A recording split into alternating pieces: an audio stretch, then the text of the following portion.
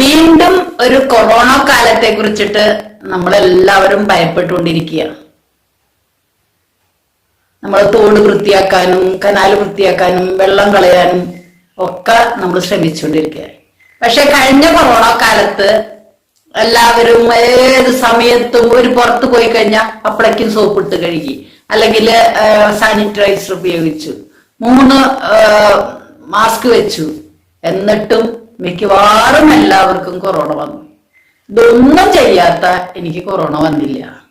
കാരണം ഞാൻ പുറമല്ല ശുദ്ധിയാക്കാനായിട്ട് ശ്രമിച്ചത്, അകമാണ് ശുദ്ധിയാക്കാനായിട്ട് ശ്രമിച്ചത്.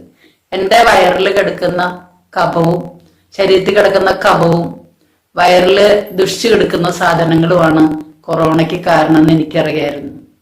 അതുകൊണ്ട് ഒരു പ്രതിരോധ കുത്തിവയ്പ്പ് നടത്താതെ മിക്കവാറും എല്ലാ ദിവസങ്ങളിലും ഞാൻ ഹോം കെയറിന് കൊറോണ ഉള്ള വീടുകളിലും ഞാൻ പോയിട്ടുണ്ടായിരുന്നു. എൻ്റെ കൂടെ ഉണ്ടായിരുന്ന എല്ലാവർക്കും കൊറോണ വന്ന്, പക്ഷെ എനിക്ക് മാത്രം വന്നില്ല.